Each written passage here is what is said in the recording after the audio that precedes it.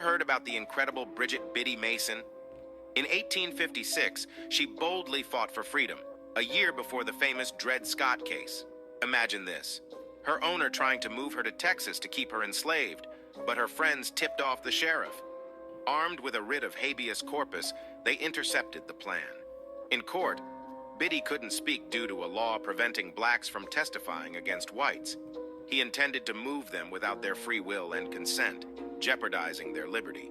The court saw through the undue influence, declaring they couldn't make a voluntary agreement due to their circumstances. Biddy's journey didn't end there. In Los Angeles, she became a midwife, nurse, and a true community builder.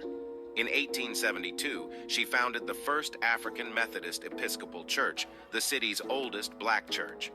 Biddy, a philanthropist, went on to establish a traveler's aid center and a school for black children. Her story is one of triumph, resilience, and a remarkable journey from enslavement to empowerment.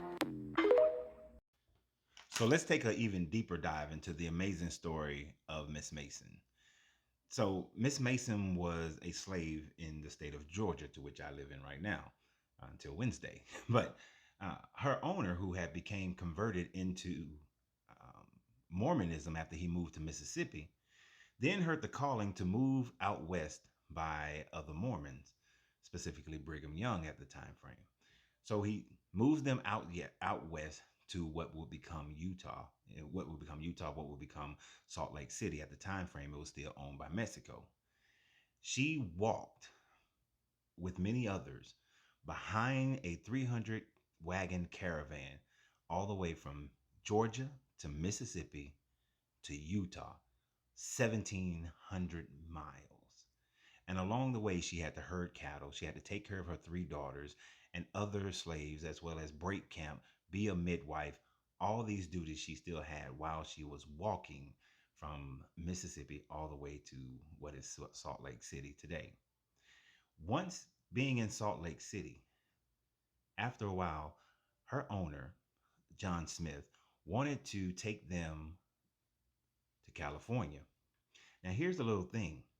Brigham Young warned Mormons at the time frame not to go to California because California was a free state, not warning them to not go to California because of they may get lost in Mormonism, they may lose their Mormonism, or they may be pressured to do things that were outside of their religion. But the warning was for them not to go to California because it was a free state, because they condoned slavery in the Mormon religion. And so he warned them not to go. But he went anyway to establish a Mormon community in San Bernardino, California. Taking them there, they lived for 4 years under slavery. And although along the way and while there, they were, Miss Biddy was, Miss Mason was told many times by free slaves, freemen, free black people, to that she did not have to be a slave in California. Well, after her son became romantically engaged with the Owens family's daughter, they assisted in bringing a petition because at this point, Smith had realized that he was about to lose his slaves because they were becoming more and more agitated by this fact that they were in a free state. And so he devised a plan to secretly move them back to Texas so that he would be able to maintain his slaves. This good Mormon wanted to maintain his slaves, and so he left. He was in the process of leaving. But the Owens family, plus their brothers and other community members, petitioned the sheriff. The sheriff caught them and then brought them back to San Bernardino, where a judge only took 3 days of deliberation to give Miss Biddy, Miss Mason, and the other 13 slaves that were with them their freedom, because this was this woman's drive. This was her inspiration. She cherished this freedom. And thankfully, those in her community supported her and stayed steadfast and brought justice, because this Mormon was attempting to maintain his slaves and keep Miss Biddy from becoming the woman that she became, and in the assistance of other black people in the community.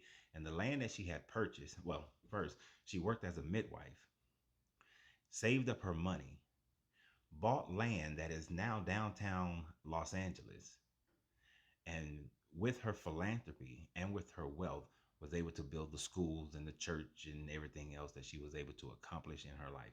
Miss Mason is a forgotten hero in the Black community, one that we should all get to know, one that we should all remember and continue to teach our children about. So, y'all have a great day. And remember always, you have to free yourself to be yourself because your greatness is non negotiable. Good journey, good vibration.